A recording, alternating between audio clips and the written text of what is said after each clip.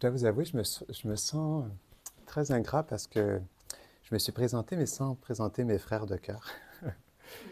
Donc, ben, premièrement, je les remercie de m'avoir accompagné dans cette aventure avec vous. Juste pour expliquer un peu d'où est-ce qu'on vient, donc nous, on a un temple à Rouen. C'est un temple Vaishnav, c'est une très ancienne tradition spirituelle de l'Inde et on est tous des moines dans ce temple. Donc, Ashesha, lui, il habite avec son fils au temple et Sudam, lui, il habite avec son épouse, mais on vit des vies de moines. On est plus une famille, il y a des moines hommes, il y a des moines femmes, il y a des couples comme Sudam, il y a un exemple avec son épouse, il y a Ashesha avec son fils, il y a un couple avec leurs deux enfants qui habitent là. C'était au départ un ashram et c'est devenu une famille. Parce que des gens qui sont inspirés à cette vie spirituelle et qui ont voulu se joindre à cet ashram pour avoir une pratique spirituelle au quotidien. Et comme je parlais avec deux dames tout à l'heure, c'est vrai qu'on sent qu'on est ensemble, on sent une puissance. Et pourquoi? C'est pourquoi hein, j'apprécie beaucoup ce que Jean-Pierre fait, ce que tu fais aussi. Parce que des moments comme ça, c'est très précieux. On a besoin de moments de connexion, on a besoin de moments sacrés comme ça où on se permet la méditation, l'introspection, le yoga, la connexion, parce qu'on en a besoin en réalité. Et ça nous permet d'être dans une meilleure conscience et de mieux faire face à la vie, équipé avec un cœur plus ouvert, avec une meilleure disponibilité par rapport à nous-mêmes et aux autres. Et on en a besoin, c'est vrai. Donc, c'est pourquoi merci beaucoup de faire cette démarche aussi, de faire pour toute l'année hein, ces différents modules, parce que c'est vrai que c'est quelque chose de très précieux. Donc, merci. Excusez-moi, vos prénoms, ce sont Oui. des vrais prénoms ou ce sont des prénoms d'emprunt Ah oui, en fait, donc Parce que c'est des Swami, mots en sanskrit. oui, Swami, ça veut dire un moine, donc oui, mais ça veut dire quoi? D'accord. j'ai fait le vœu d'être un moine pour le reste de ma vie. Swami, c'est ça. Mais Swami, ça veut plutôt dire être serviteur des autres. C'est développer l'attitude de service en nous pour être au service des autres. C'est ça que ça veut dire réellement. Ça a un sens aussi, là. Donc ça, ce sont des mantras en soi. Ce sont des noms du divin qui représentent une qualité du divin. Govinda, Sudam, Ashesha. Donc, ce sont comme des mantras en soi et comme dans notre tradition, comme les mantras, ce sont des mots qui sont très de bon augure, qui sont très positifs et spirituels. Le fait de s'appeler par ces noms, on s'appelle par des mantras et du coup, on est toujours en train de chanter des mantras. Hé, Ashesha, oublie pas ça! Et c'est magique parce qu'on est toujours en train, à travers ces noms, de vibrer des mantras aussi. C'est une autre excuse pour chanter des mantras. C'est de s'appeler par des noms de mantras, quoi. Donc, c'est pour nous une manière de rester dans cette connexion. Mais c'est beau, hein, moi j'apprécie parce que c'est ça, ça me permet de toujours rester en conscience de ça et connecté à ça. Ça répond à ta question? La signification, peut-être. Ah, la signification? Non, oui, OK. Oui, Govinda. Oh, ça veut qu'est-ce dire qu'on que peut vos dire? prénoms, vos prénoms de naissance, on les utilise.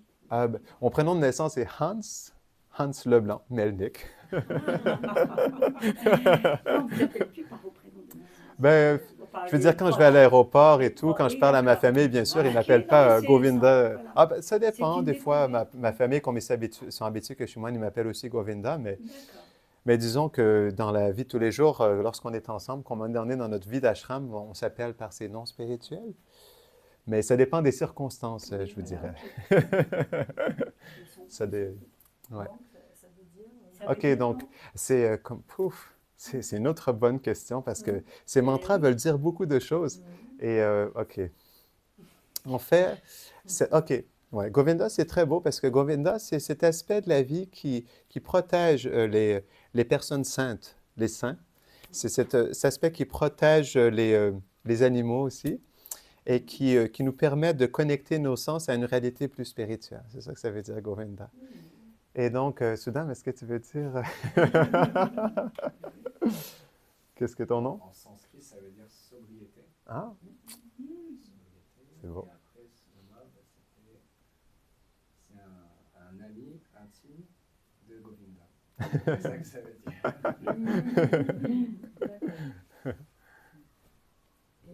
Et Ashesha? Ashesha, c'est une qualité du divin. Ça veut dire en sanskrit illimité. Illimité. Ah oui, illimité. Ouais. En richesse, Donc, je devrais arrêter de te dire oublie pas ça parce que illimité.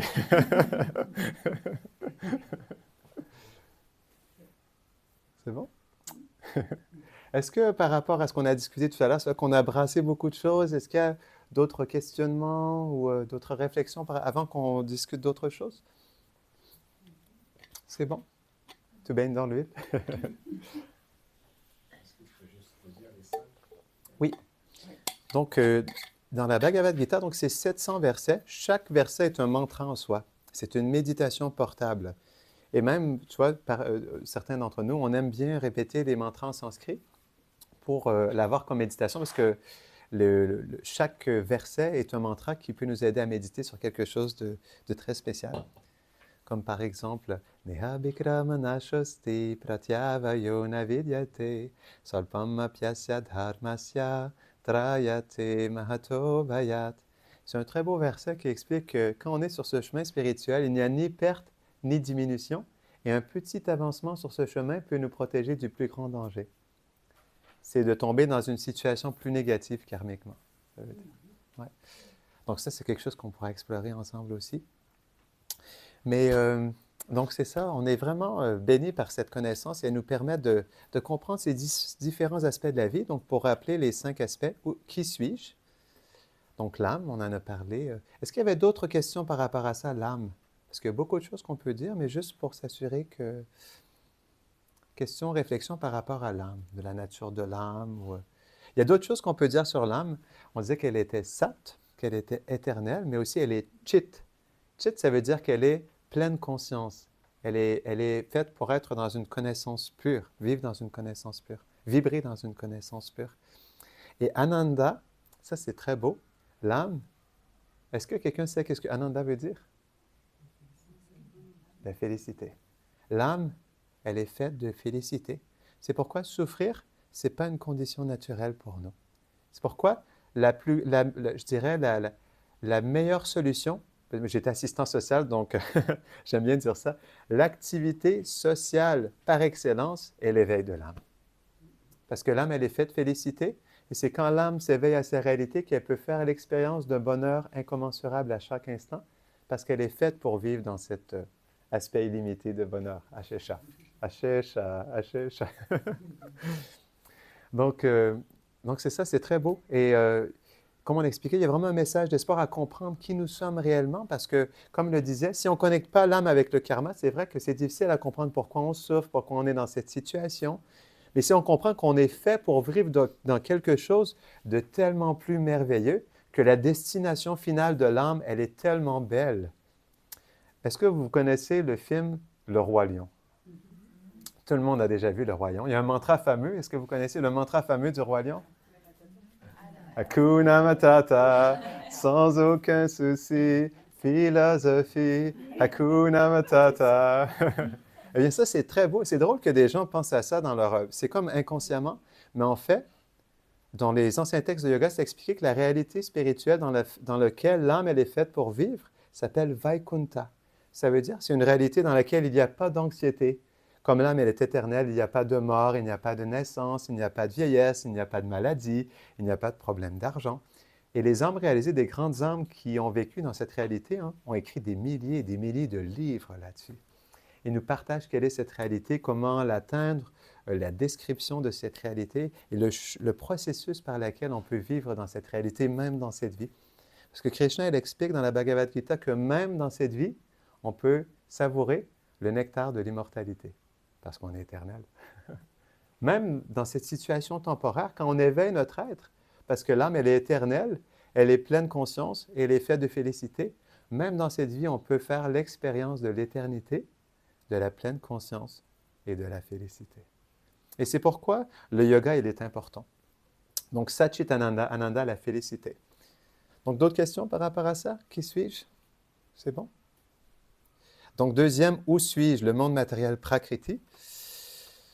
Qui suis-je? Je ne savais pas trop qui j'étais, maintenant je le sais encore moins. C'est intéressant. C'est très intéressant ce que tu Ça dis. ouvre des... OK. Ouf, là tu poses une bonne question là. Aïe, aïe, aïe, aïe, aïe. Et là on peut aller très loin avec ça, mais pour ne pas devancer tout de suite, on va y venir. Je ne t'ai pas oublié. Ça reste dans ma tête, mais on va y venir, mais un peu plus tard, parce que pour comprendre un peu qui nous sommes réellement, on a besoin de comprendre un peu plus quelle est la nature de l'âme de ce monde et aussi la nature du divin. Donc, dans le monde matériel, est-ce on pourrait dire autre chose? On ne va pas y aller. Peut-être que demain, on pourra parler plus des mots de la nature. Donc, on a parlé du karma aussi. Est-ce qu'il y avait d'autres questions par rapport au karma?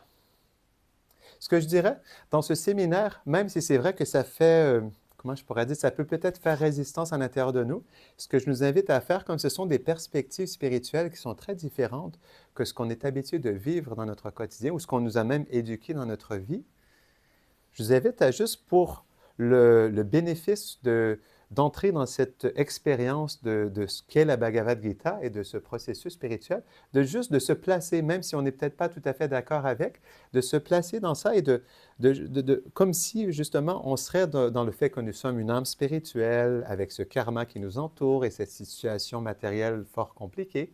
Je vous invite à nous placer un peu dans cet aspect d'être un âme spirituel, dans tout ça. Ça va nous aider à faire une expérience plus profonde, même si on sent peut-être quelques résistances ou peut-être difficultés à comprendre ou vivre ça dans notre cœur. Comme ça, on pourra pleinement vivre cette expérience et voir qu'est-ce que ça peut laisser à l'intérieur de nous, qu'est-ce que ça peut nous apporter en nous-mêmes, dans ce que nous sommes et dans ce que nous sommes prêts à accepter, à vivre dans notre vie. Donc, on a parlé du temps aussi. OK, j'aimerais qu'on parle de quelque chose qui est, pardonnez-moi, mais qui est très, très, très tabou. Et donc, moi, je viens d'une culture un peu différente. Et c'est vrai, en France, depuis toutes ces années, j'ai vu qu'il y a une... Je vais dire le mot, hein, vous m'excuserez profondément, mais il y a un fort tabou avec le mot, j'ose pas le dire, Dieu. C'est quelque chose qui est très tabou parce que, en fait, je dirais... on expliquait, Dieu, c'est une expérience. Comme l'âme aussi, c'est une expérience, Dieu, c'est une expérience. Et je vais vous partager une histoire qui est fort rigolote. C'est encore une fois un fait vécu. C'est dans une classe, le professeur, il explique, il dit à ses élèves, la professeure, elle dit, je vais faire une expérimentation avec vous. Elle dit, quelqu'un veut faire le volontaire. Donc, un petit garçon lève sa main. Oui, moi, je veux le faire. Donc, il dit, qu'est-ce qu'on doit faire? Fait qu'elle dit, OK. Donc, je te demande, est-ce que tu peux me prouver que le soleil existe? Est-ce que tu peux voir le soleil? Il dit, oui, il est dehors. Elle dit, OK, va voir si le soleil existe. Donc, le petit garçon, il va dehors, il va voir le soleil, il revient. Elle lui dit, bon, est-ce que tu as vu le soleil? Est-ce qu'il existe? Il a dit, oui, j'ai vu le soleil, j'ai vu même ses rayons qui sont tombés sur moi. Le soleil, il existe, c'est vrai. Elle a dit, OK. Elle dit, est-ce que les fleurs existent? Est-ce que les fleurs sont vraies? Est-ce que tu peux dire que c'est réel? Il a dit, OK, je vais aller voir. Donc, il va dans le jardin de l'école, il va voir, il voit une belle fleur. Il revient, il dit, oui, la fleur existe, je l'ai vue.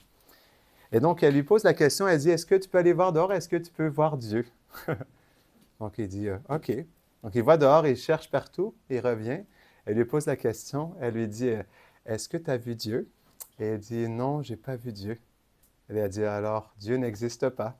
Et c'est un fait vécu. Il y a une petite fille, ils avaient peut-être 7-8 ans, les enfants. Elle se lève, elle dit, OK, j'aimerais te poser une question. Elle pose une question au garçon. Elle a dit, OK, tu as vu le soleil, il existe, donc tu as cherché la fleur, il existe. Tu n'as pas vu Dieu, il n'existe pas. Et elle a dit, c'est les enfants, elle a dit, est-ce que tu peux voir le cerveau du professeur? Et il regarde comme ça. Il dit, non, je ne peux pas voir son cerveau. Et la petite fille a dit, alors, elle n'a pas de cerveau?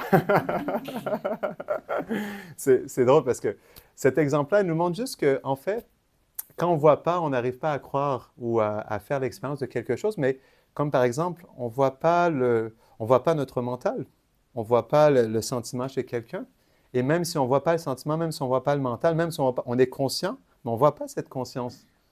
On est tous conscients, est-ce que vous êtes d'accord? Mais on ne voit pas la conscience. On peut la sentir, on peut la vivre, mais on ne la voit pas chez les autres. Et c'est la même chose aussi avec Dieu en réalité. Donc, j'aimerais peut-être faire 3 groupes différents. On est combien? 1, 2, 3, 4, 5, 6, 7, 8, 9. Ouais, si vous pouvez vous séparer en 3 groupes, j'aimerais faire un petit atelier avec vous. Quitte à faire quelque chose d'un peu interactif. Donc, je vous invite à vous mettre en 3 groupes différents. Et donc, j'aimerais vous poser cette question. Est-ce que Dieu existe? Donc, si oui, quels sont vos arguments? Et sinon, quels sont vos arguments? Est-ce que Dieu existe? Ou sinon, ça peut être 2 groupes, il n'y a pas de souci. Hein? Donc, on revient après quelques minutes et vous pourrez nous partager qu'est-ce que vous avez. Donc,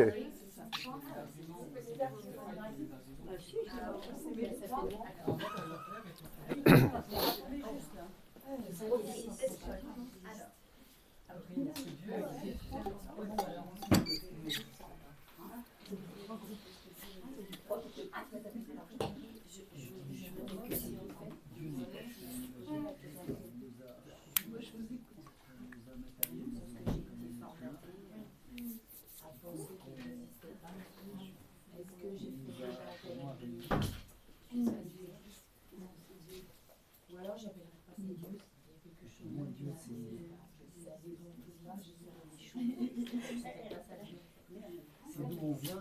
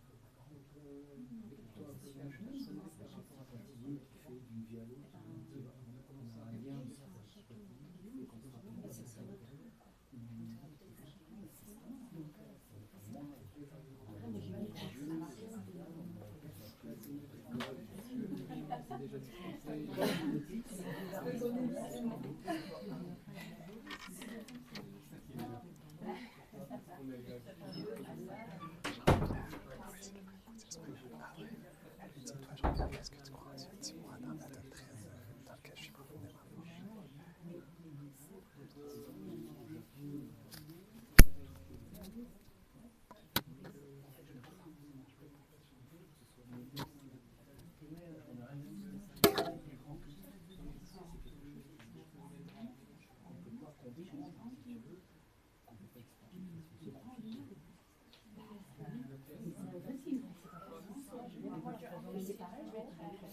C'est pas facile.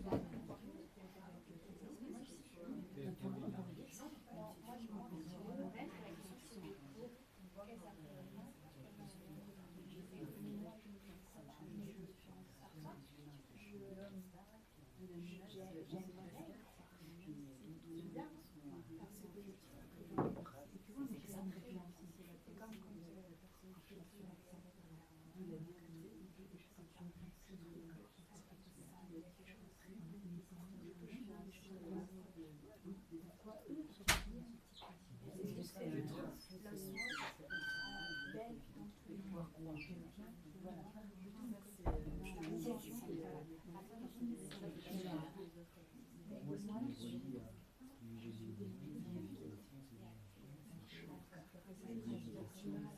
donc c'est des choses qui sont même pas, tu ressens à un moment donné, tu peux les ressentir.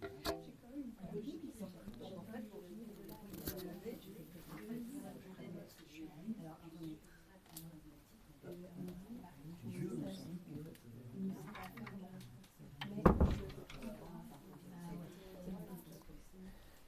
Est-ce que vous pourrez s'occuper de partager le micro si les gens... Non, pas encore. Non, c'est pas grave.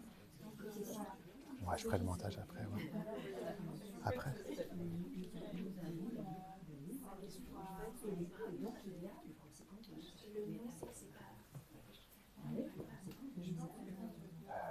Un petit coup de carte.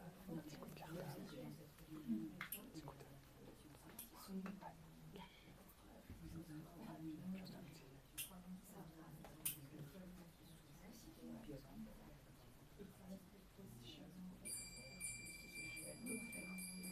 Est-ce que vous avez besoin de plus de temps? Ouais. Avant cette question, il y avait une harmonie dans cette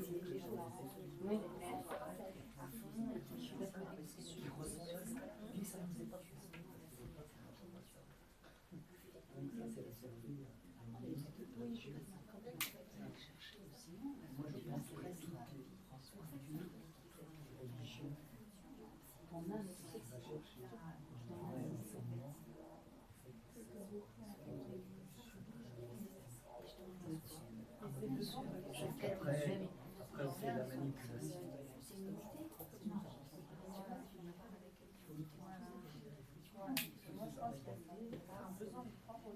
Tu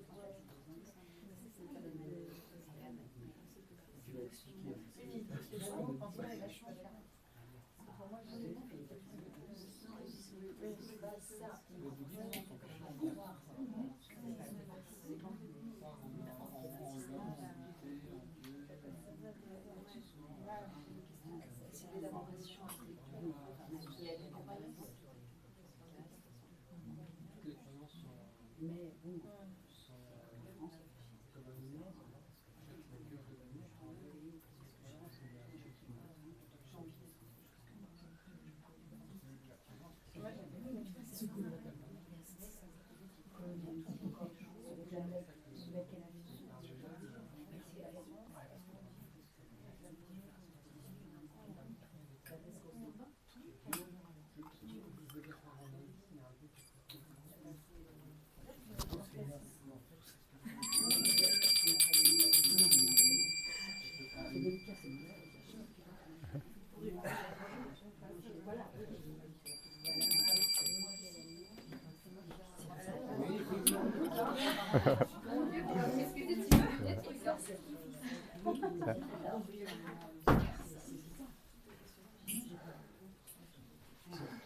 Quel groupe veut commencer?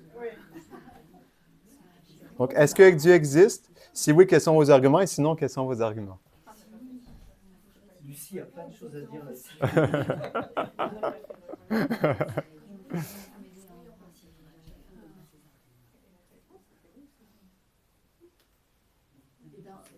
Nous, on en est arrivé au fait qu'on n'avait pas de réponse tranchée. Ah, d'accord. Intéressant. Tranchée ou de non tranchée. Ah. C'est pas une fuite, hein, c'est une réflexion. Dont des réflexions. Alors, il y avait une réflexion intéressante d'Élodie sur le fait qu'en fait, chacun a sa propre vérité. Mhm. Elle est juste pour la personne. Chacun fait son expérience personnelle, la vérité. Hein? Tout à fait. On a Mm. parlé un peu de philosophie, que l'homme est un être pensant et qu'il a besoin de la réponse du pourquoi je suis ici. Mm. Pascal qui en parle beaucoup dans un ouvrage qui s'appelle Les Pensées. Peut-être partager le micro, comme ça les gens pourront... Merci. Ah non, Ça change tout, hein. j'ai pas du tout pensé à ça. C'est pas pareil. Tu sais, sur la sellette. On m'entend si je le pose? Oui, oui, oui, oui. Comme ça, on pourra parler tous les quatre. OK. Donc, première chose, c'était sur le fait que chacun a et trouve sa propre vérité et qu'elle est autant juste, elle est juste pour la personne. Et chaque personne peut avoir une réponse différente, parce que c'est sa bien sûr. vérité. La deuxième chose, c'était sur le fait que l'homme est un être pensant et que du coup, on ne sait pas pourquoi on est là et qu'on a besoin de réponses. Et que Dieu, la spiritualité, la déité peut amener ces réponses-là. Et c'était en référence aussi aux pensées de Pascal, un philosophe qui a fait un ouvrage autour de ces notions-là.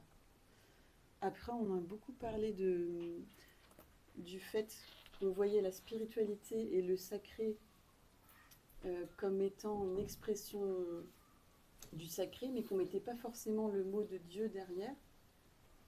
Et moi, je faisais la différence, en tout cas, entre les dieux, le ou les dieux personnifiés, les déités personnifiées, et la notion de sacré que je perçois dans toute chose, sans avoir besoin de mettre derrière une personnification.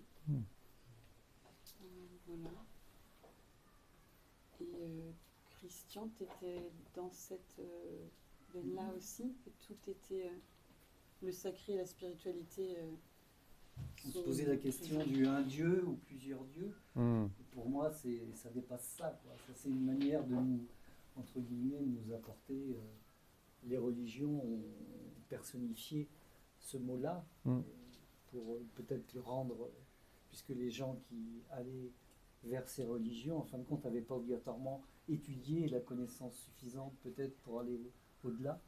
Et donc on leur apportait quelque chose qui les rassurait, c'est-à-dire un homme ou une vision plus terrestre. Donc pour moi, c'est plus une vibration générale, une énergie générale, quelque chose qui nous dépasse et qu'au jour d'aujourd'hui, on a du mal à expliquer puisque on est sur un chemin délimité, je dirais. Merci, c'est très intéressant. Est-ce que vous vouliez partager autre chose aussi? Elle a tout dit. Ah, d'accord. J'ai Merci. essayé de résumer Merci, très intéressant. Prochain groupe? Merci beaucoup.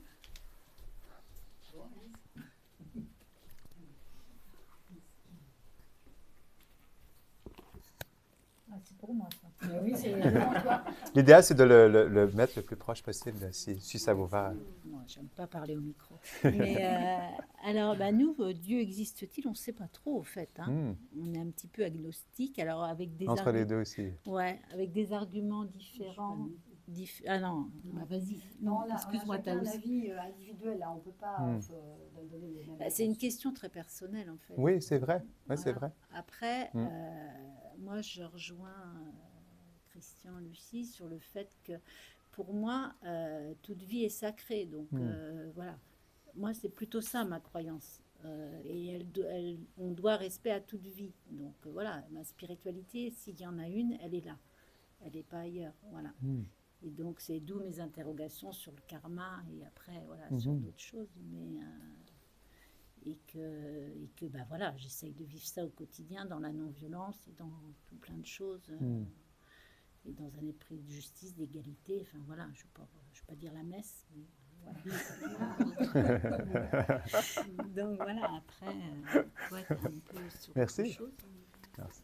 Oui, alors c'est compliqué parce qu'on veut absolument étiqueter ce divin alors que on fait partie en fait du divin, on l'a en nous. Tout à fait. Et c'est ça qui est étrange, c'est qu'on sait qu'il y a quelque chose qui nous dépasse.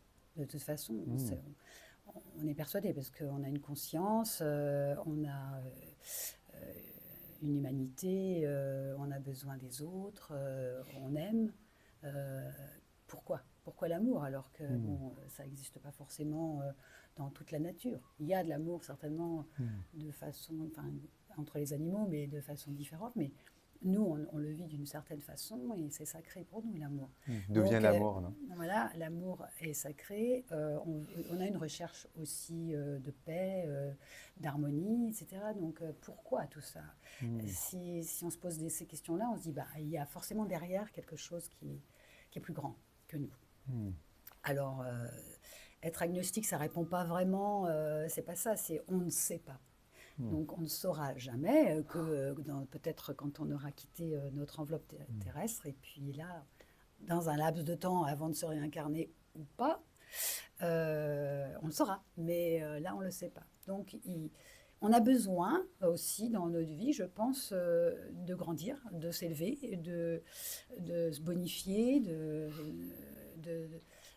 d'adopter aussi certains textes sacrés, certains préceptes, quelle que soit la religion, on les retrouve toujours. Alors, dans la religion hindouiste, enfin, dans ces religions où on a l'idée du karma et de la réincarnation, c'est pratique.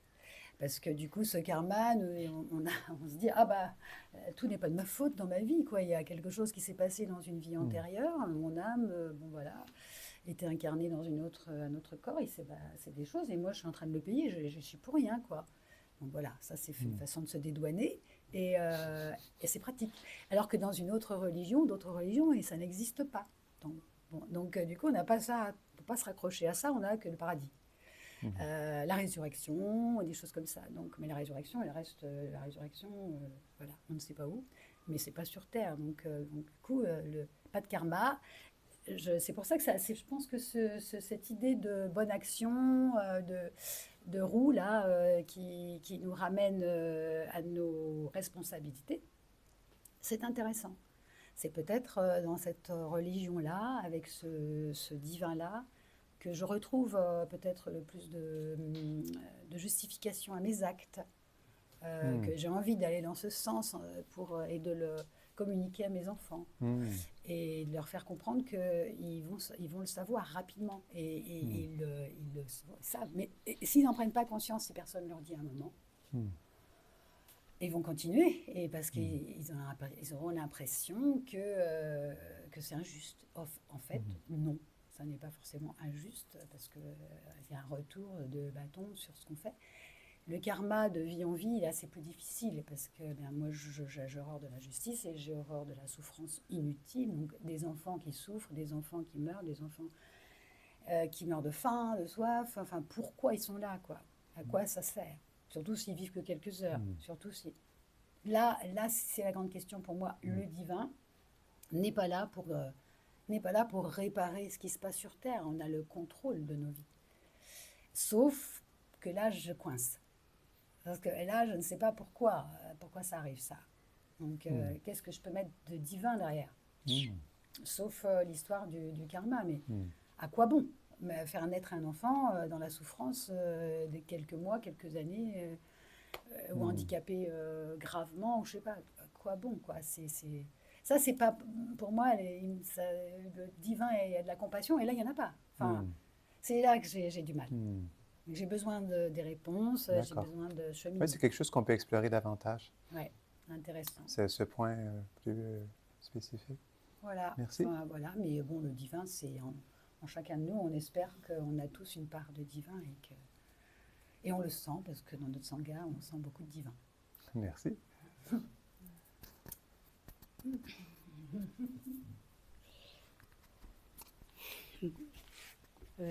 En ce qui me concerne, moi j'ai grandi dans une famille donc musulmane où Dieu a été très présent, avec des parents qui ne nous ont rien imposé, mais j'ai toujours eu la foi, ma propre foi à moi, que j'ai pu construire. Et je peux dire que, alors est-ce que c'est Dieu, mais il a toujours été en moi, dans mes pensées, et il m'a toujours accompagnée. Et je peux dire que par expérience, heureusement qu'il a été là. Voilà. Après, voilà, c'est ma perception. Je pense que c'est dû aussi à mon contexte familial. Merci. Prochain groupe. C'est intéressant parce que même si vous avez fait ça en groupe, chacun apporte son grain de sel, quelque chose de personnel. Bon, alors, je suis le porte-parole. Ça va être plus synthétique. On est resté un peu plus dans le global. On s'est posé cette question d'ailleurs, est-ce qu'on avait vraiment besoin de savoir si Dieu existe au final?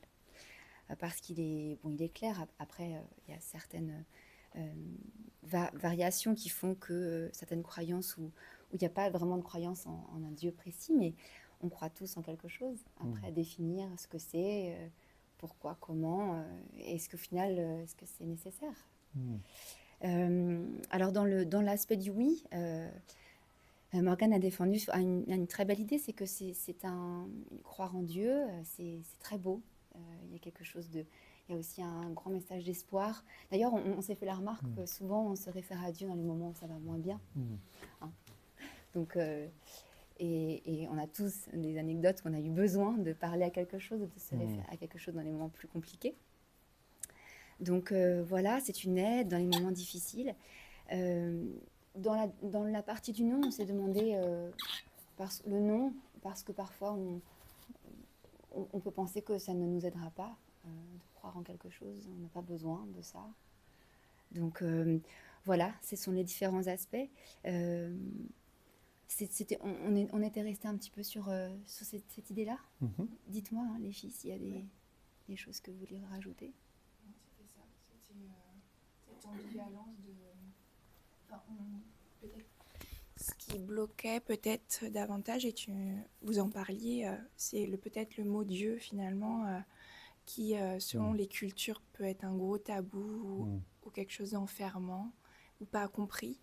Et du coup, pour certaines personnes, c'est très dur de mettre un mot là-dessus, sur une croyance, une spiritualité.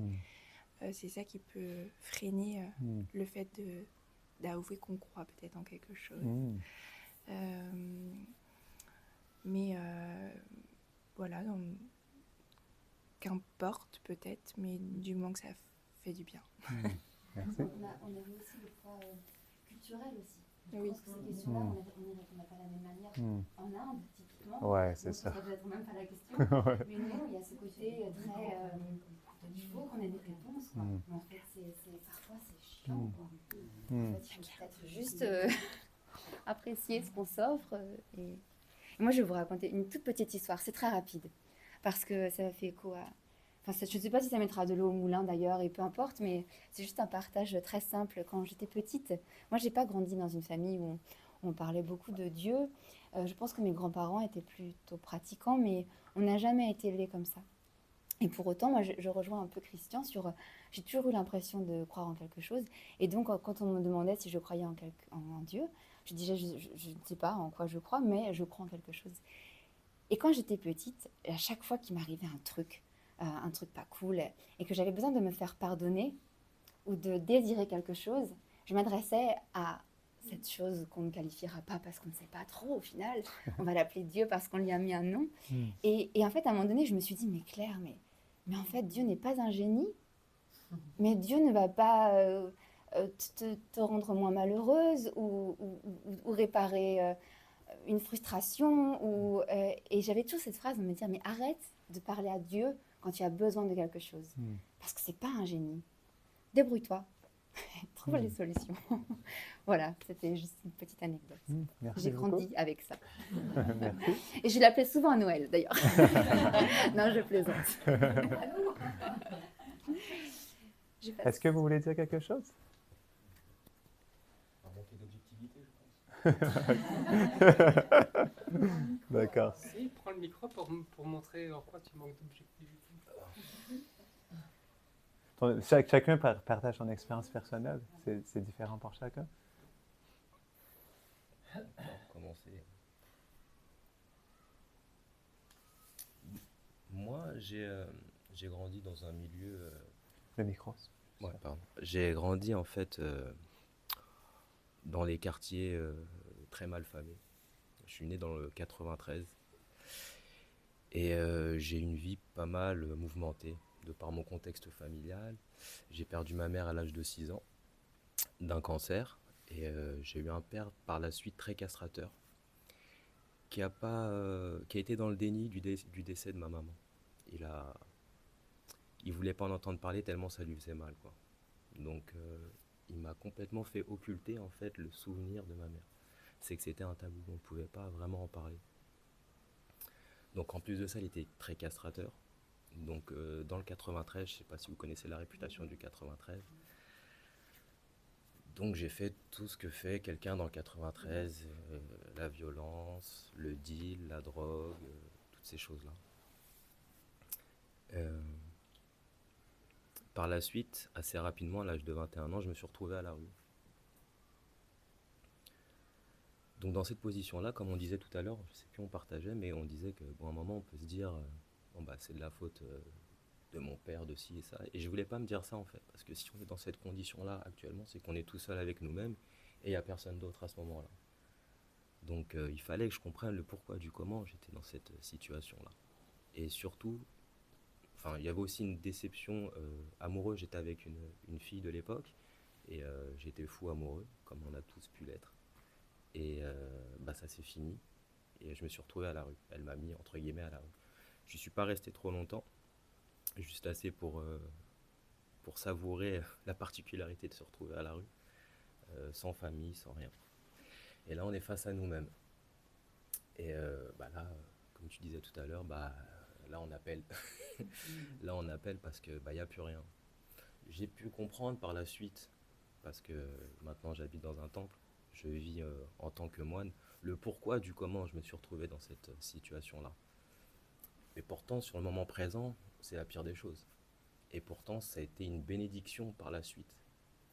Parce qu'au final, ça dépend du prisme. Je sais plus quelqu'un parlait de prisme tout à l'heure, ça dépend du prisme de quel on veut voir ces choses-là. J'aurais pu me retrouver à la rue et me dire, bah de toute façon, je sais comment faire. Je vais voler, je vais agresser, je vais faire ci, je vais faire ça. Mais j'avais pas cette sensibilité-là. Même quand je le faisais à l'époque, j'étais pas cette personne-là. Je pouvais pas, je faisais semblant, jouer un rôle. Ouais, on va faire ci, on va faire ça. Mais c'était pas moi, j'avais une sensibilité. Mais je faisais parce que si je faisais pas ça, comment j'aurais fini? J'aurais été pu mettre de côté, j'aurais pu m'être frappé ou voilà, rejeté complètement. Donc il fallait que j'honore les principes du ghetto. Et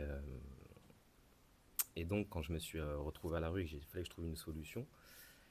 Quand j'étais, je me rappellerai toujours, j'ai rencontré une personne qui faisait une étude des systèmes comparatifs ésotériques. Donc, il me parlait, voilà, le bouddhisme, ceci, cela, Dieu et tout ça. Puis il me parlait de la religion. Moi, je dis la religion, on veut être bien gentil, mais si je suis chrétien, les juifs vont dire ouais, t'es un chrétien. Si je suis musulman, ils vont dire bah. Donc, pour moi, le message de la religiosité, enfin la religion, c'est vous tirez tous dans les pattes. Vous parlez de Dieu, vous parlez tous au nom de l'amour, mais vous n'êtes pas d'accord. Donc il y a quelque chose qui ne peut pas aller. Malgré tout, cette personne a répondu à mes questions. Et c'était de plus en plus, elle approfondissait toutes mes questions. Et elle m'a dit, donc moi le bouddhisme, ça me convenait parfaitement à cette époque-là. Le pourquoi du comment, bah voilà, c'est un équilibre des choses, le yin, le yang, il y a un équilibre. Mais il m'a dit, il y a une étape supplémentaire, si tu le désires. Et moi, ça me convient très bien. Moi, Dieu, pour l'instant, la situation dans laquelle j'étais, si j'étais là, vraiment, il aurait fait quelque chose pour moi, s'il fait quelque chose. Mais j'avais pas le bon état d'esprit. Donc il m'a dit expérimente Dieu. Ne crois pas, fais l'expérience de Dieu. Ok. Donc là, la religion la plus accessible à cette époque-là pour moi, parce que j'habitais nord, c'était l'islam. Donc j'ai commencé à pratiquer l'islam, donc j'ai appris mes prières, mes sourates et tout ça. On va pratiquer quoi. Et c'est vrai que quand j'ai commencé à prier, dans une culture que je ne connaissais pas, dans une religion que je ne connaissais pas, c'était juste un processus que j'empruntais. C'était pas une croyance, je croyais en rien. On m'a dit, ok, je vais faire le test, mais moi je suis pas musulman, je suis pas d'origine arabe ou quoi que ce soit, donc bon, ok. De toute façon, Dieu n'a pas de barrière, n'a pas de couleur, il n'est pas pour les blancs, il n'est pas pour les jaunes, les verts, les rouges, il n'est pas pour les catholiques, les musulmans, il est pour tout le monde, mais dans différents aspects.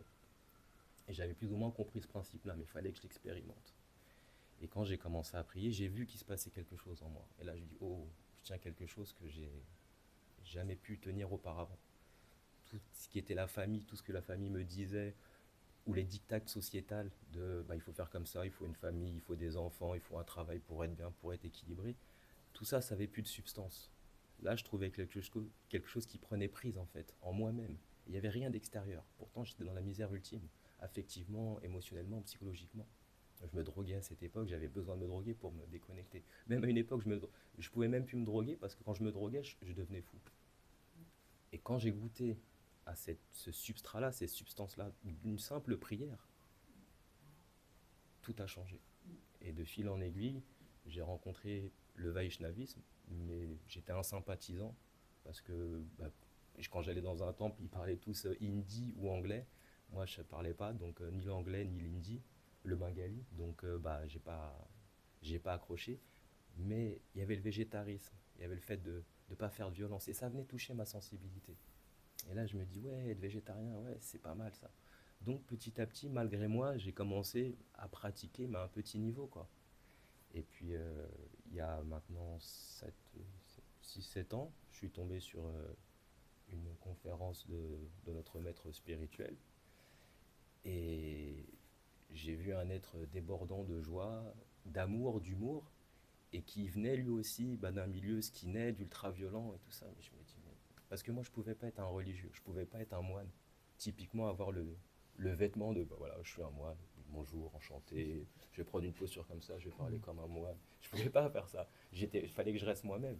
Et j'ai vu que cette personne-là, elle était à la fois un moine, mais elle était quand même une personne actuelle, avec des tatouages ou des choses comme ça. Donc je me suis dit, mais je peux allier en fait ma personnalité, mon vécu, qui je suis, parce qu'on est tous dans des traditions, des cultures différentes, et vivre une spiritualité, mais juste à l'intérieur de moi.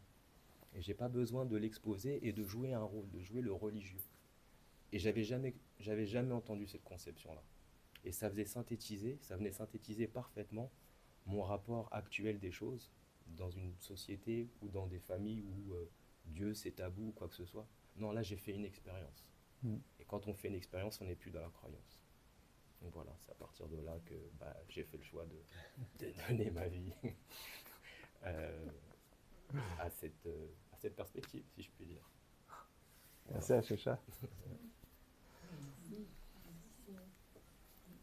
Tu veux dire quelque chose, Sina? Je vais juste dire une petite chose toute simple. Quand j'étais petit, je me posais souvent la question, pourquoi ce monde il existe? Le soir, avant de m'endormir, je posais cette question-là à mes parents. Je leur demandais, mais pourquoi ce monde il existe? Qu'est-ce qu'on fait ici? C'était une question que je me posais souvent. Et j'avais pas vraiment de réponse qui me convenait. Et puis après, quand j'ai commencé à lire la Bhagavad Gita et d'autres textes, j'ai trouvé les réponses à cette question que je me posais quand j'étais petit. Et c'est vrai que, comme ce que vous partagez, ça nous appartient à nous, ce chemin spirituel qui nous mène à notre vérité et à Dieu ou pas. C'est quelque chose qui nous appartient et chacun on a son propre chemin. C'est pour ça que, comme j'ai entendu tout à l'heure, la non-violence, le respect, moi c'est des valeurs que j'apprécie beaucoup parce que on est tous dans un monde où il y a déjà suffisamment de violence, donc le respect des autres, le respect des différentes religions ou des personnes qui n'ont pas envie de croire en Dieu, qui ont envie de croire en autre chose, juste respecter chaque individu, chaque façon de voir les choses. Déjà, pour moi, c'est quelque chose de déjà important, mais voilà, c'était juste, quand j'étais petit, c'était cette question-là, pourquoi ce monde existe? Pourquoi Dieu a créé tout ce monde et pourquoi on est ici? Donc c'était une question que j'avais quand j'étais petit. Merci. Peut-être juste si tu veux le remettre au milieu. Merci Jean-Pierre, c'est gentil. Il a évoqué votre maître spirituel. Ah oui? Tu pourras en toucher un mot aussi? D'accord, merci. Merci beaucoup, c'était très enrichissant, c'était très beau. Merci pour ce partage. Je voulais partager une petite histoire rigolote. Donc, c'est l'histoire d'un sage. Il y a plein d'histoires comme ça en Inde, mais vraiment intéressantes. C'est un sage qui vient dans un village. Et naturellement, comme c'était un sage, les villageois ils se réunissent pour l'écouter. Et il les rencontre, il pose une question. Il leur dit « Combien d'entre vous croyez en Dieu ?» Et là, tout le monde lève la main. Et donc, il dit, vous n'avez pas besoin de m'écouter, alors il s'en va.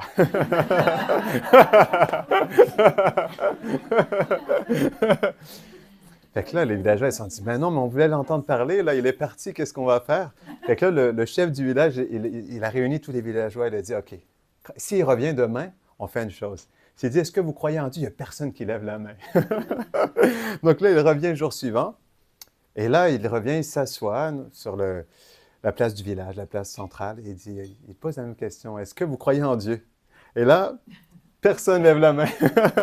Et là, il dit, ça ne sert à rien, personne d'entre vous croyait en Dieu. Il s'en va. Donc là, ils étaient découragés, mais on veut l'entendre, il a l'air d'une belle âme, il a des belles choses à partager, on veut l'entendre, il faut faire quelque chose. Là, le chef, il dit, on va faire quelque chose, on va le tricher. Il y en a la moitié qui va lever la main et l'autre moitié qui ne lèvera pas leur main. Comme ça, il va être un peu, il va se dire, ben, il faut que je fasse quelque chose. Donc le 3e jour, il arrive. Là, il pose la même question, il s'assoit en dessous de l'arbre banyan. Il dit, donc, est-ce que vous croyez en Dieu? Donc, la moitié lève la main, la moitié ne lève pas la main. Il dit, OK, ceux qui croyaient en Dieu, vous enseignez à ceux qui ne croyaient pas en Dieu. Il y a plein d'histoires comme ça en Inde pour nous faire réfléchir. Mais merci beaucoup pour... En fait, c'est vrai, c'est exactement ça. C'est juste une question d'expérience. Puis, si on regarde, par exemple, dans la sagesse de l'Inde, ça ne s'appelle pas vraiment l'hindouisme, mais le Sanatan Dharma, ça veut dire la fonction essentielle de l'être. Et c'est tellement beau parce que, en fait, le Sanatan Dharma, ça veut dire que la fonction essentielle de l'être, c'est de chercher la vérité, tout simplement. Et chacun fait l'expérience de cette vérité. C'est pourquoi, en fait, comme il disait, les sages, ils ont un respect profond pour tous les êtres, pour toutes les religions, parce qu'ils apprécient, en fait, la liberté, ça veut dire l'amour. Quand on aime une personne, on donne la liberté. Et c'est dans cette liberté que chaque personne s'exprime et fait sa propre expérience. Comme par exemple Gandhi, quand j'étais à l'école en assistance sociale, j'avais lu une autobiographie de Gandhi où il disait « mes expériences avec la vérité ». Et c'est vrai, chacun fait ses expériences. C'est pourquoi en réalité, quand on parlait de tout ça, c'est vrai que c'est pas vraiment une question de croyance parce qu'on croit en quelque chose qu'on n'a pas vu. Comme on disait, vous disiez que vous étiez entre les deux, on ne sait pas si, parce que chacun a son expérience, on ne peut pas vraiment savoir parce qu'on n'a pas vu Dieu, on n'a pas vraiment fait une expérience qui nous met dans une disposition particulière. Et en réalité, c'est ça, on cherche juste à faire nos expériences, puis à travers ça, on se connecte avec quelque chose en réalité. Puis c'est ça qui est beau, chacun fait son expérience personnelle. Puis ce qu'on essaie de faire dans ça, c'est tout simplement partager un peu ce que nous, on vit dans cette expérience. Et chaque tradition, ce qui est intéressant aussi, si vous regardez par exemple les différentes religions, c'est que chaque tradition a une perception particulière de la vie ou de la vérité.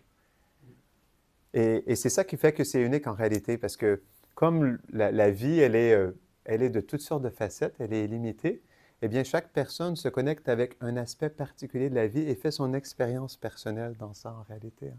Donc c'est pourquoi on se retrouve tous à quelque part. Mais ce qui est intéressant dans ça, c'est que malgré tout, on est tous unis dans cette même expérience de chercher quelque chose et de faire une expérience de ce qui pour nous est une vérité. Donc est-ce qu'on peut dire que la vérité, elle existe?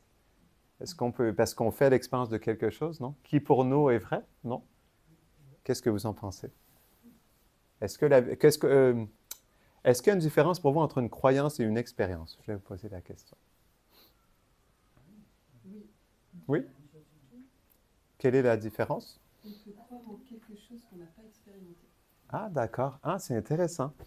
On peut croire à quelque chose qu'on n'a pas expérimenté. D'accord. C'est très intéressant. Donc, la croyance, ça ne nécessite pas nécessairement l'expérience. Autre chose par rapport à ça? Si on part du principe que l'âme était dans un corps avant celui qu'on a occupé, peut-être que la croyance vient, on croit, comme tu disais aussi, on croit en quelque chose qu'on n'a pas vécu, qu'on pense ne pas avoir vécu. D'accord. Donc, on voit l'expérience d'autres personnes et on développe une croyance par rapport à ça.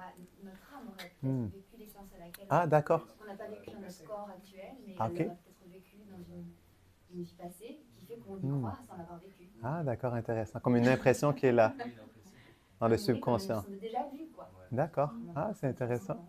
D'accord, c'est beau. Excusez-moi, Oui. je n'arrive pas à me souvenir qui a dit cette phrase que je trouve magnifique, qui est « Tu ne me chercherais pas si tu ne m'avais pas déjà trouvé ». Mais je ne sais pas qui a dit cette phrase. Madame Diatia, tu ne me chercherais pas si tu ne m'avais pas déjà trouvé. C'est ça, en fait, c'est vrai, on cherche, quand on cherche quelque chose, quand on cherche ses clés, quand on cherche, on sait ce qu'on cherche, et on cherche effectivement nos clés. On ne cherche pas sans raison. Et c'est vrai que, alors là, s'agissant de, là, je crois que c'était de la lumière, mais en gros, que c'est ça que sur la lumière, la vérité, c'est ça, je crois. Et enfin, moi, cette phrase, tu ne me chercherais pas. Blaise Pascal. Ah voilà, oui, mais Blaise Pascal. Ne me chercherais pas si tu ne l'avais pas trouvé. Oui, mais je crois que c'est d'un apôtre. Je crois que c'est Pascal qui l'a rapporté. Ah ben voilà, je pense aussi que c'est Saint-Augustin. Il l'a rapporté. Bon ben voilà, il l'a rapporté Et Saint-Augustin. la vérité aussi, je pense qu'on a chacun nos vérités. C'est l'histoire là, des différents groupes d'êtres humains qui vont en pleine nuit, dans le noir, toucher une partie d'éléphant. Oui, c'est un bon exemple, ça. ça. Avec ce qu'il a touché, la patte, donc c'est un truc énorme. L'autre, la trompe, bah non, c'est un truc long qui ressemble à un serpent. L'autre, la queue, l'autre, les oreilles. Donc ils ont chacun leur vérité, ils sont prêts à se battre pour défendre leur vérité, mais en fait, ils ont touché la même chose. Tout à fait. Ils n'ont pas touché la même partie. Donc là, je pense qu'on a chacun nos vérités et souvent on s'oppose à la vérité des autres alors que du point de vue ultime, on est peut-être sur la même chose. Est-ce qu'on peut dire à travers ça qu'on fait toute l'expérience de la vérité, mais de différentes facettes de cette vérité, qui est la même, mais qui se manifeste de tellement de facettes différentes que chacun se connecte avec un aspect différent? Et puis surtout qu'on ne la maîtrise pas. C'est tellement grand, c'est HHA, c'est illimité. Donc on en c'est intéressant. Partie, mais ça nous contente, nous. C'est beaucoup plus grand que ce qu'on peut imaginer. Est-ce qu'on peut dire que c'est quelque chose qui nous dépasse? Oui, en partie, oui. Et on continue à chercher, non? On cherche. D'accord, c'est intéressant. Il y a une différence aussi entre croyance et foi. L'expérience de notre expérience terrestre peut nous conduire effectivement à se poser des questions et au fil de ces questions on a ou non des réponses, mais on reçoit des réponses forcément dans notre propre vie et au-delà des croyances, parce qu'une croyance pour moi c'est plus c'est puéril un peu, enfin c'est infantile pour moi. Alors que la foi, c'est plus fort, c'est quelque chose qui, justement, croire à quelque chose de plus grand, qui nous dépasse, c'est plutôt ça la foi. Et avoir foi aussi en l'être humain, c'est partie de ça, c'est-à-dire que l'être humain est capable de bien plus grand que ce qu'il fait. Et il peut encore s'élever, il peut encore évoluer, donc il faut croire en soi, comme on peut croire en un divin, mais on l'a en soi. Donc c'est ça la foi. La croyance, j'ai peur, parce qu'il y a tellement de sortes de religions, en plus de branches dans les religions, on s'y perd. On se perd dans tout ça. Et là, pour moi, ce sont des croyances. Alors après, sur certains textes, on peut en faire notre petite cuisine interne. C'est-à-dire que, voilà, on va chercher dans la Bhagavad Gita, par exemple, des textes qui nous parlent, et puis peut-être dans la Bible d'autres, et puis peut-être dans le Coran, peut-être voilà. Mais il faut que ça fasse le tout, il faut que ça forme une foi, pas une croyance. Parce que sinon, justement, à partir du moment où il y a des croyances, il y a division, il y a division entre les croyants. Tout le monde va prêcher pour sa chapelle jusqu'à la mort, presque, parfois, jusqu'à toutes ces guerres de religion. Alors que la foi ne devrait pas nous séparer, puisqu'elle devrait être pure, quoi. Elle devrait être, ça vient du cœur. C'est très beau, merci. La croyance peut être négative. Oui, la croyance peut être négative, c'est vrai. Et au nom de la croyance, on peut rejeter les autres parce qu'ils ne croient pas la même chose que nous. Tout à fait. Autre chose par rapport à ça? OK. Je voulais vous poser une question par rapport au Big Bang. Juste parce qu'on explore un peu le sujet de Dieu. Donc, quand on pense à Dieu, on pense à l'aspect du Créateur, le Big Bang. Qu'est-ce que ça veut dire pour vous? Est-ce que vous y croyez ou est-ce que c'est... Donc, il y a des scientifiques qui sont venus avec cette idée du Big Bang. Il y a eu une explosion qui a amené toute la création, qui a amené toutes les planètes.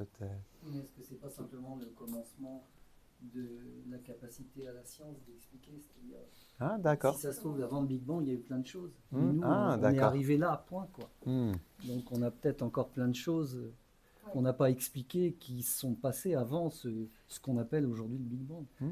Parce que scientifiquement, c'est notre limite, donc on a décidé que c'était le départ de quelque chose. D'accord. Okay. Parce que dans la pensée scientifique, c'était jusque là où on peut aller. Ouais. D'accord. Ah, intéressant.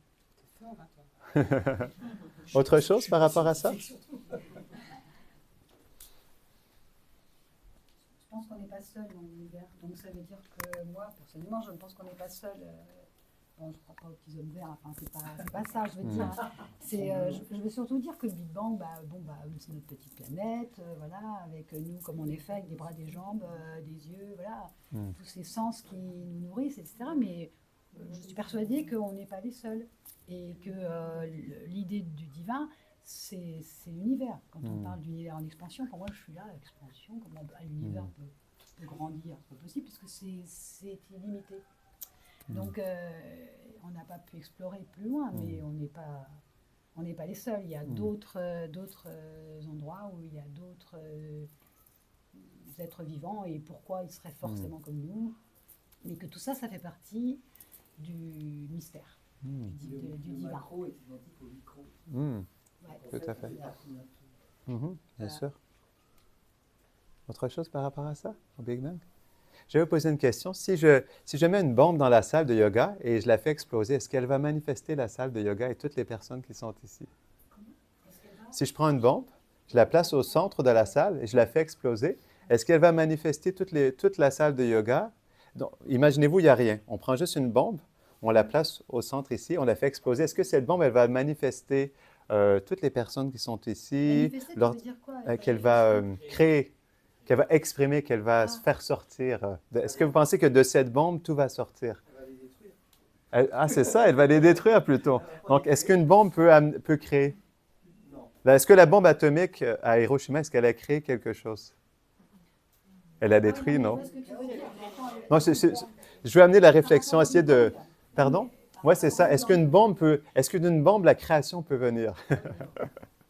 C'est pas forcément comme ça, parce que là, tu ne parles pas en termes d'atomes. Nous, on est fait des atomes de l'univers. D'accord. On a tous les atomes dans notre corps qui correspondent en physique quantique. C'est comme ça qu'on explique qu'on est fait des mêmes ingrédients qu'il y a dans l'air, qu'il y a dans la terre, on est pétri de tout ça. Donc, on fait bien partie quand même de ça.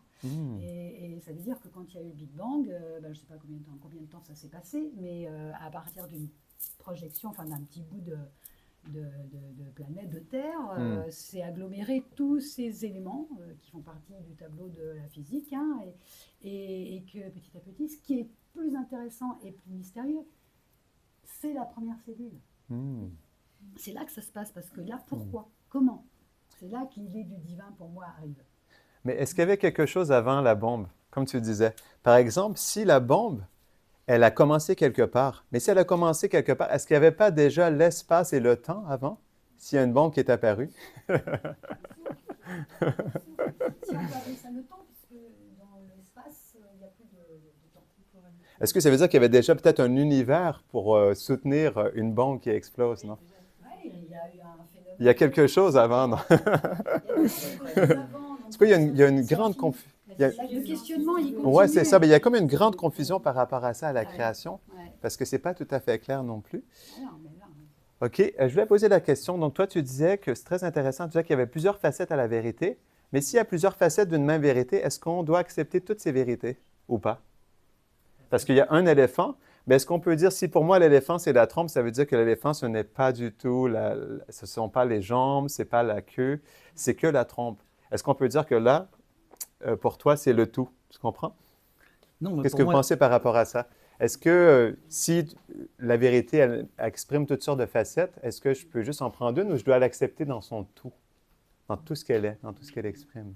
Mais dans mon histoire, ils ont pris quelque chose, pensaient que c'était le tout, en pensant que c'était le tout.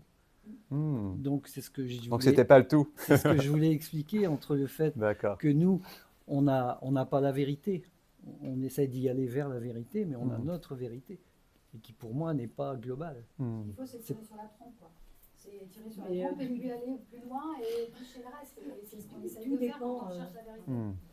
Tout dépend du sens qu'on donne au mot vérité aussi. Tout à fait. Autre chose par rapport à ça? Tu voulais dire quelque chose? Non? OK. Je vais te donner un exemple. Est-ce que tu peux me donner le smartphone, s'il te plaît? OK. Donc, on parle de la création. Le smartphone, est-ce qu'il vient de nulle part?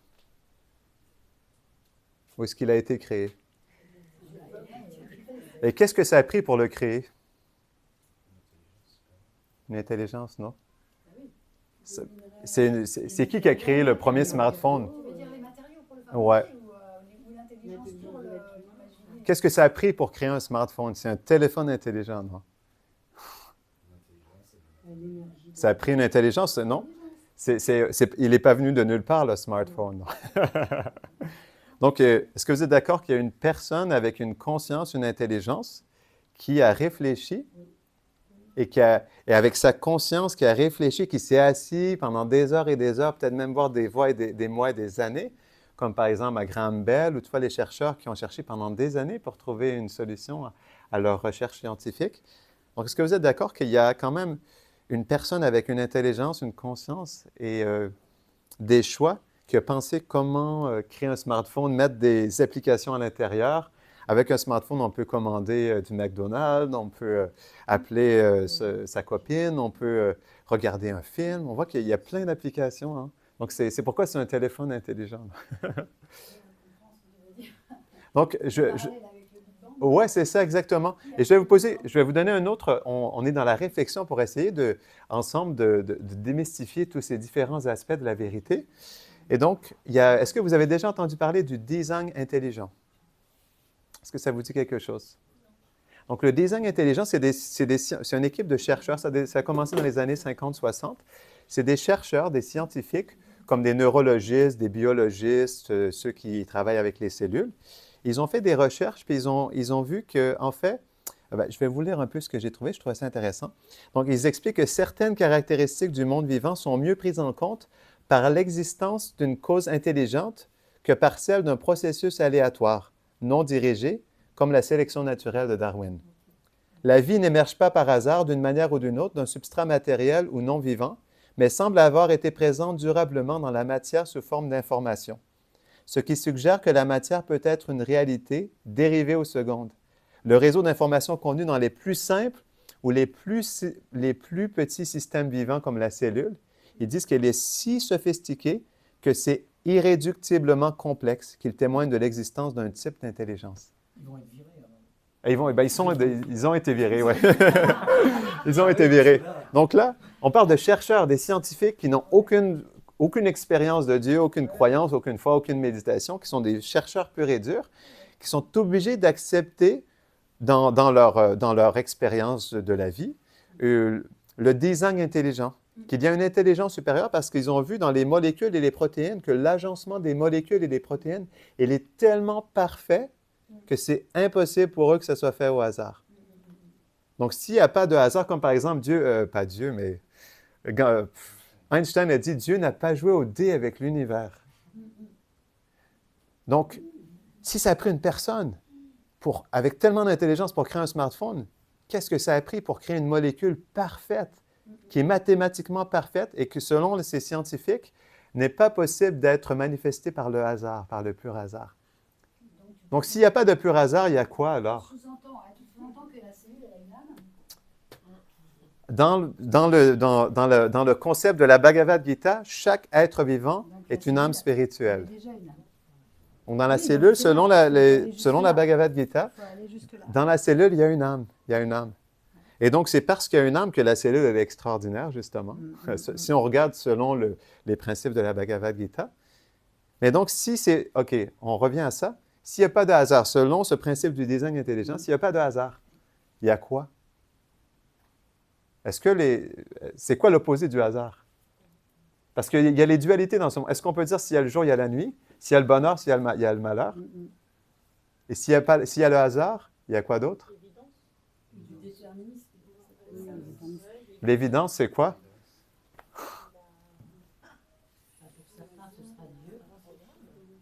Est-ce qu'on peut dire s'il n'y a pas Dieu, il y a Dieu? Le seul principe qu'on dit qu'il y a Dieu ou pas Dieu, le seul fait qu'on utilise le mot Dieu, est-ce que ça ne caractérise pas quelque chose? Le seul fait qu'on utilise le mot jour, ça caractérise quelque chose. S'il y a jour, il y a lumière. Il n'y a pas Dieu, il y a Dieu. Il y a le hasard, il y a l'évidence. Comment évolue alors, c'est ça, j'aimerais bien qu'on va jusque-là, comment évolue une cellule qui a certes une âme, mais le karma de la cellule, là, j'aurais bien comprendre. D'accord. Wow, c'est une bonne question, ça, que je ne me suis jamais posée.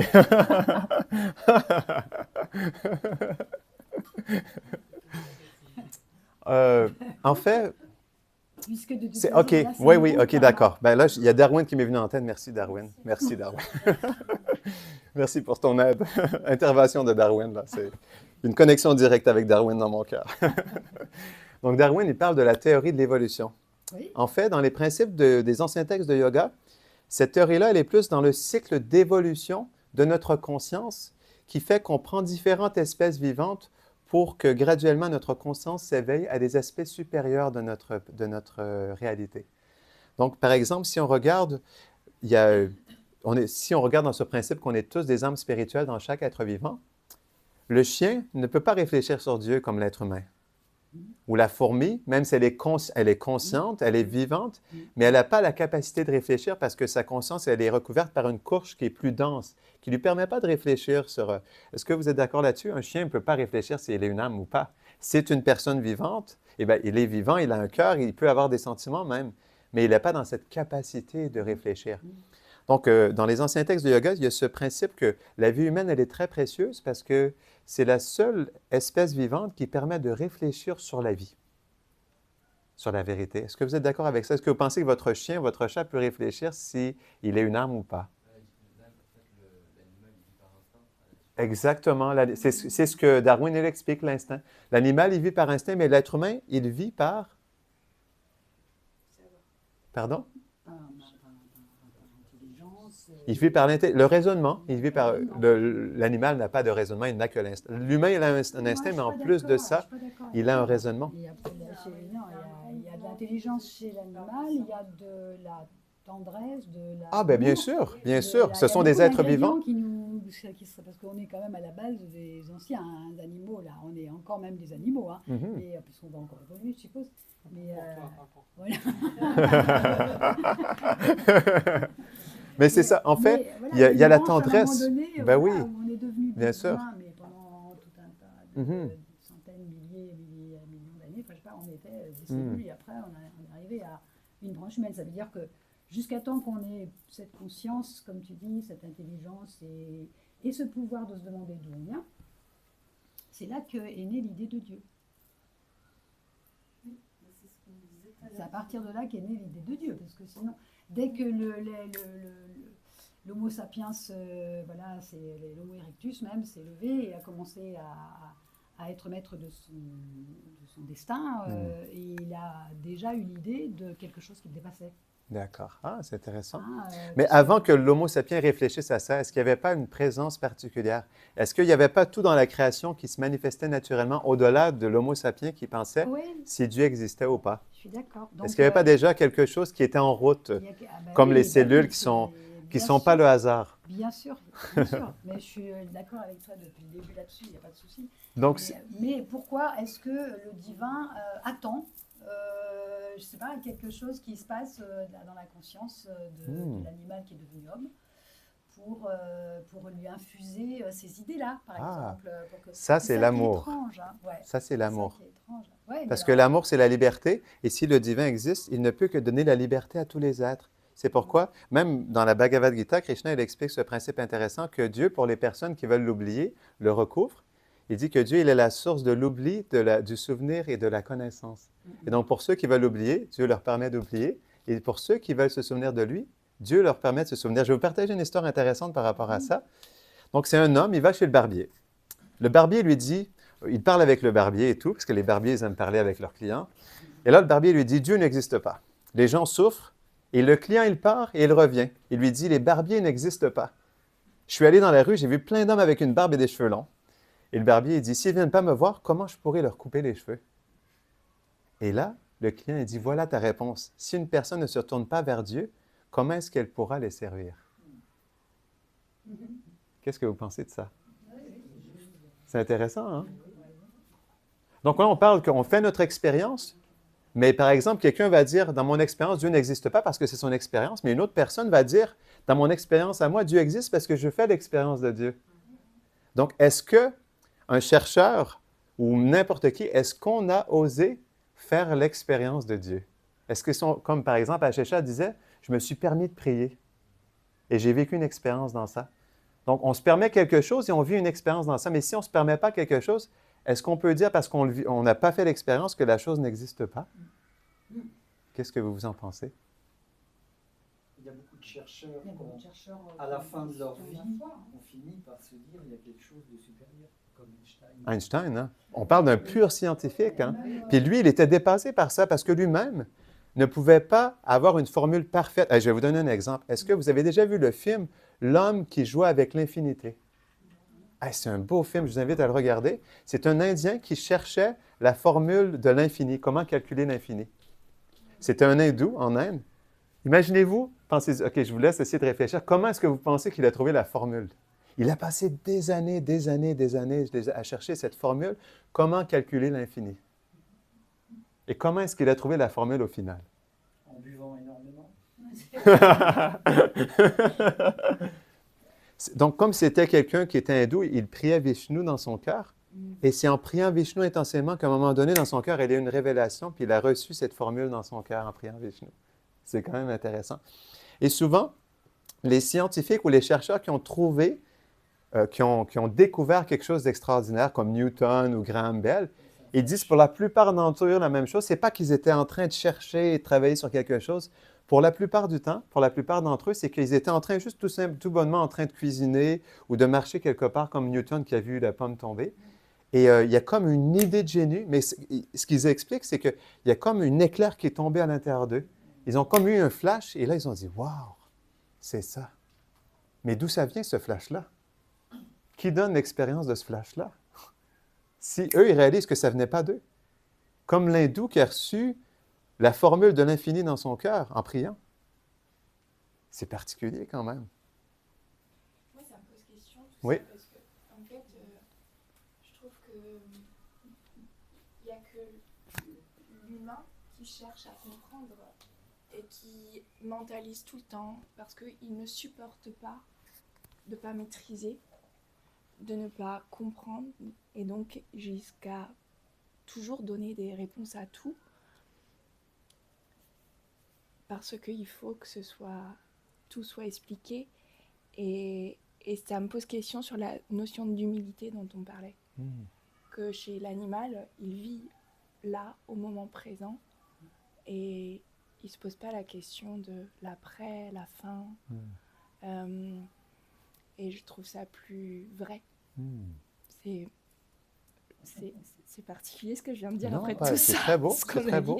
C'est très beau ce que tu dis. Mais je trouve que c'est vraiment spécifique à l'être humain qui, en fait, derrière ça, ne supporte pas le vide, le manque, et est très angoissé.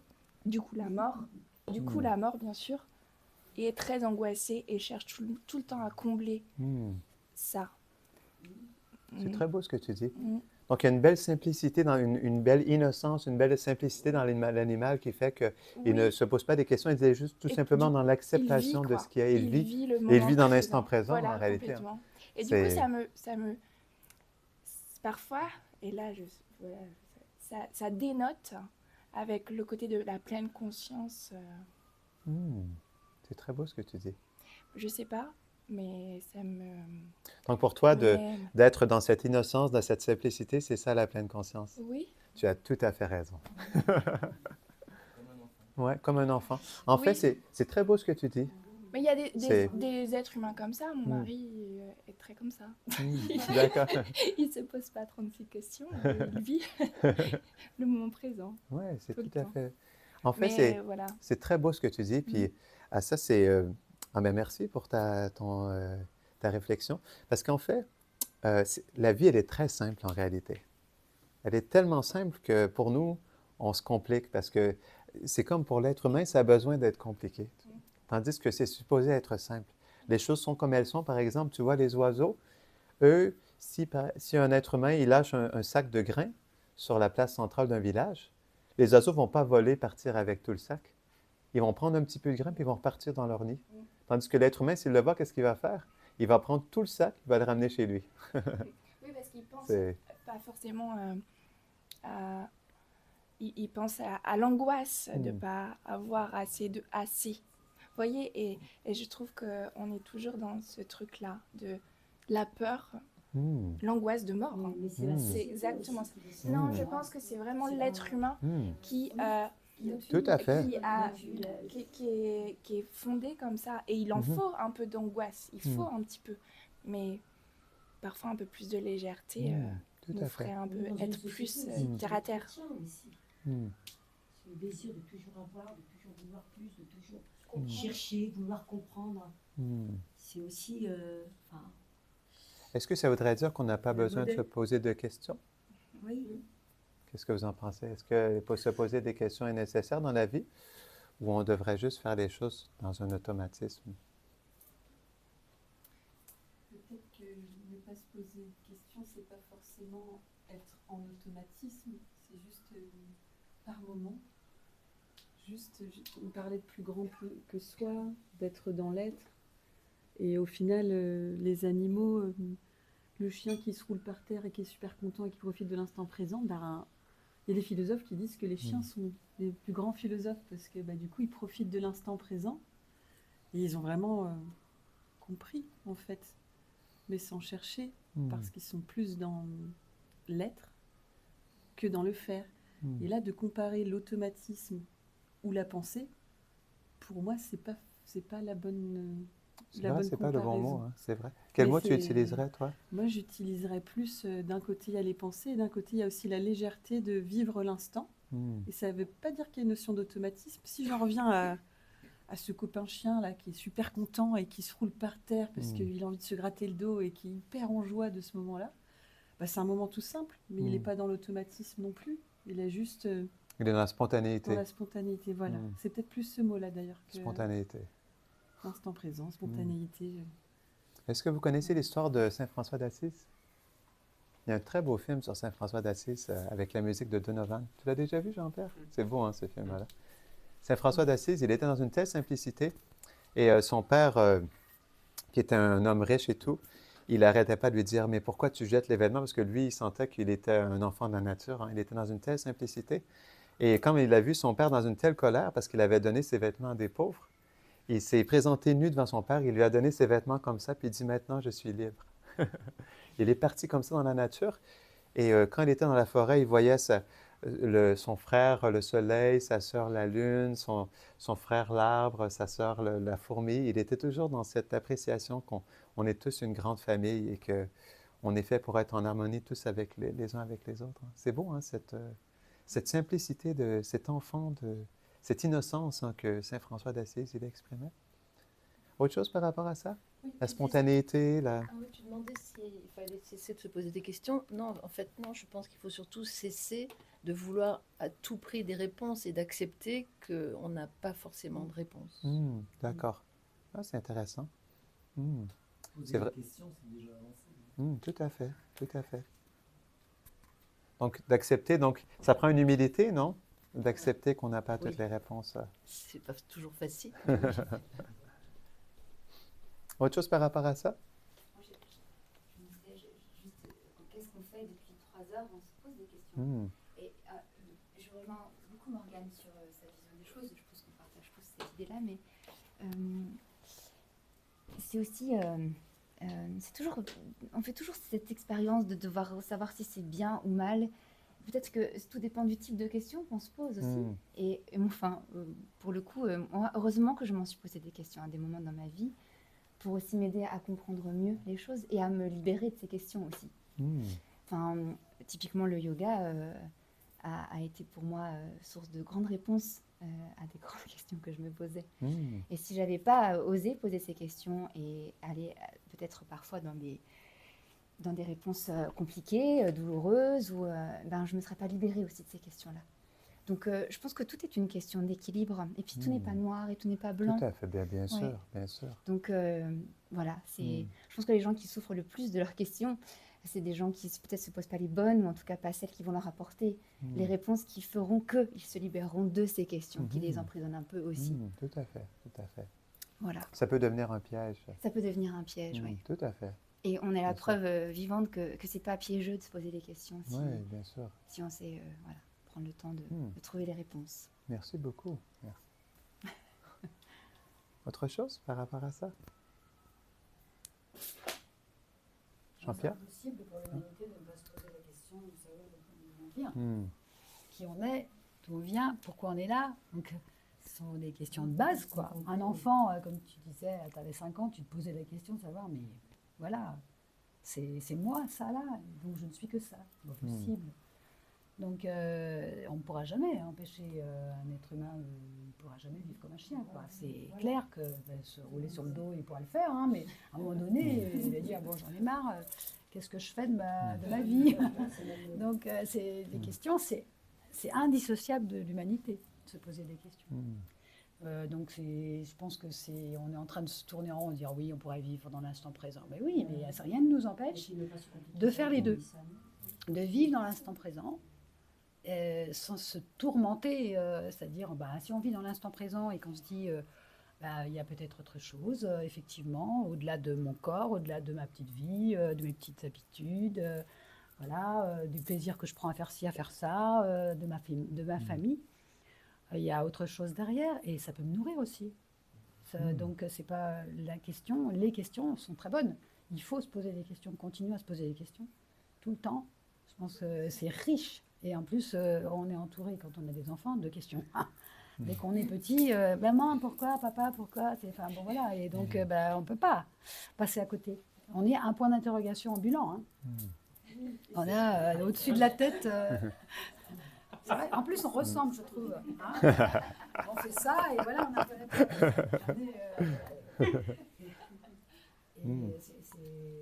Je pense que c'est normal. Un enfant, on lui demande pas pourquoi tu me poses des questions. On est content qu'il pose des questions parce que ça veut dire qu'il est curieux. Donc on est avec une curiosité naturelle et dès qu'on est en âge déjà de se questionner sur des petites choses, on commence et puis après on tire sur les chevaux et ça n'en finit pas jusqu'à son dernier soupir où on se dit bon, maintenant je fais le bilan. Oups, voilà. C'était pas si mal, mais en même temps, j'aurais pu aller plus loin là, j'aurais pu aller plus loin là. Je me suis pas encore posé les bonnes questions. C'est riche. Tout à fait. Merci beaucoup. Autre chose? Oui. Juste une précision sur rebondir sur ce que vous dites toutes et tous, c'est que justement, oui, pour se poser des questions, ça fait partie de la nature humaine, mais s'accorder des respirations occasionnelles permet des fois de décanter et d'apporter des réponses. Si j'en reviens à ce que vous disiez. La réponse, tout à l'heure elle ne revient pas toujours tout de suite. Voilà, sur Newton, il y a besoin d'un qui a certain eu moment. ce flash à un certain moment. Il a quand même réfléchi, il était sur ses questionnements depuis plusieurs années déjà.